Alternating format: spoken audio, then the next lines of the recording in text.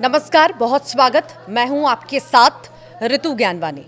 महाराष्ट्र में छिड़े हिंदी मराठी विवाद में पिछले दिनों काफी बयानबाजी हुई थी।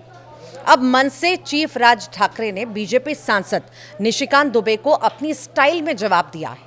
पहले मुंबई से लगे मीरा भाईंदर में सभा के दौरान राज ठाकरे गरजे।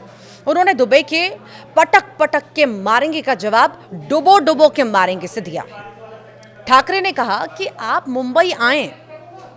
राज ठाकरे के बयान के बाद एक बार फिर भाषा विवाद तूल पकड़ सकता है। मुंबई की मीरा रोड पर नॉन मराठी बिजनेसमैन की पिटाई की घटना पर दुबे ने राज ठाकरे को निशाने पर लिया था। तब उन्होंने ठाकरे को यूपी बिहार आने पर पटक पटक के मारने की बात कही थी। राज ठाकरे ने बीजेपी सांसद निशिकांत दुबे की धमकी भरी टिप्पणी पर पलटवार करते हुए उन्हें मुंबई आने की चुनौती दी है।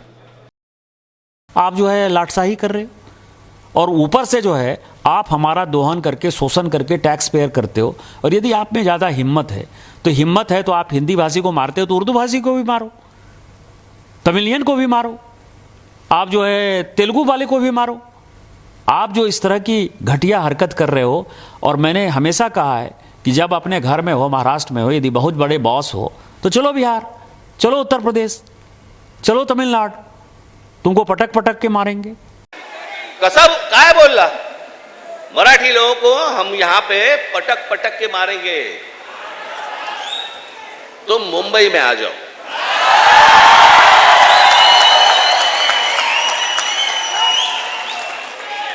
मुंबई के समुंदर में डूबे डूबे कर मारेंगे।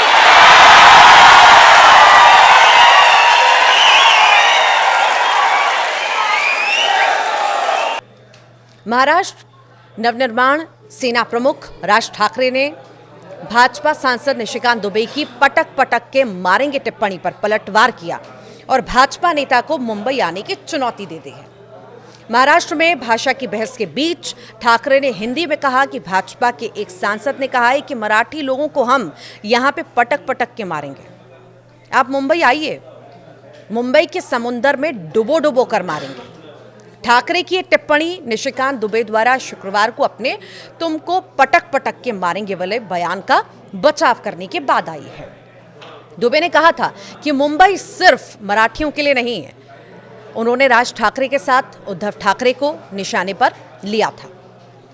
दरअसल मुंबई के पास मीरा भाईंदर में एक रैली में बोलते हुए राज ठाकरे ने यह भी चेतावनी दी कि अगर महाराष्ट्र के स्कूलों में कक्षा 1 से 5वीं तक हिंदी अनिवार्य कर दी गई तो उनकी पार्टी स्कूल बंद कर देगी।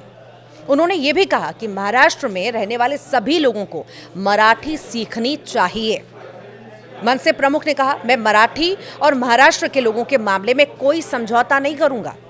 जो लोग महाराष्ट्र में रहते हैं मैं उनसे कहना चाहूंगा कि जितनी जल्दी हो सके मराठी सीखें, जहां भी जाएं मराठी बोलें।